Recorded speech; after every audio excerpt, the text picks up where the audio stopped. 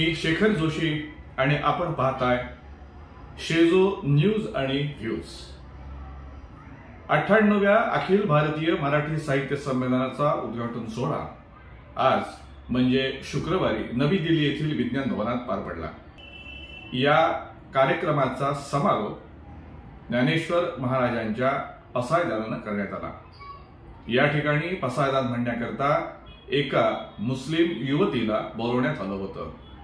मुस्लिम युवतीला बोलावण्यात आलं याबद्दल कुठलंही आक्षेप घेण्याचं कारण नाही, कारण त्यांना कदाचित सर्व धर्म समभाव या संमेलनामध्ये आणायचा असेल आणि म्हणून त्यांनी पसायदान म्हणण्याकरता एका मुस्लिम युवतीची निवड केली।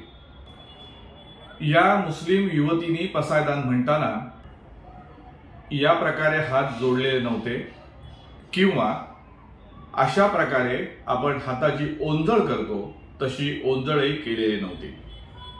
तर या मुस्लिम महिलेने नमाज पढताना ज्याप्रमाणे हात केले जातात त्याप्रमाणे संपूर्ण पसायदान असे हात ठेवून म्हटले। याचं छायाचित्र पाहतील त्यांना असं वाटेल की हा कार्यक्रम किंवा या मुस्लिम महिला ही मुस्लिम युवती कुठल्या तरी मुस्लिम संमेलनामध्ये कुराणातील काही आयते सादर करते की काय, आणि ते तसंच वाटावं असंच दृश्य हे संपूर्ण पसायदान ऐकताना पाहायला मिळालं।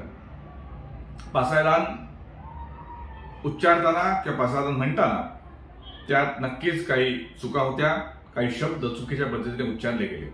अर्थात एका मुस्लिम युवतीकडून मुस्लिम महिलेकडून अगदी बिनचूक शब्द येणं किंवा अचूक शब्द येणं हे अपेक्षित नाही। मात्र ज्या आयोजकांनी संयोजकांनी त्या मुस्लिम महिलेला हे पसायदान म्हणायला सांगितलं ते त्यांच्याकडून अधिक योग्य प्रकारे बसवून घ्यायला आवश्यक होतं।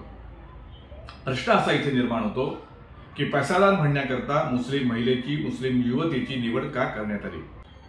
मुस्लिम महिलेची निवड केली तर तिला किमान असं सांगता आलं असतं की तू पूर्णपणे असा नमस्कार करून पसायदान म्हण, तुझे हात आहेत हे हात असे ठेवल्यामुळे तू नमाज पढते आहेस किंवा नमाजातील काही आयते कुराण मधील काही आयते पढतेस, वाचतेस, म्हणतेस असं वाटतंय। त्यामुळे हे नेमकं डोकं कोणाचं होतं हे समोर येणं आवश्यक आहे। हा असा प्रकार करण्याची काही गरज नव्हती। मंडळी, आपल्याला काय वाटतं आपलं मत जरूर कळवा। तुर्तास इथंच थांबतो। आजचा शेजो न्यूज अँड व्ह्यूजचा हा भाग आपल्याला आवडला असेल तर तो पुढे पाठवा, शेअर करा आणि आपली प्रतिक्रिया द्या। लवकरच भेटूया शेजो न्यूज अँड व्ह्यूजच्या एका नव्या भागात।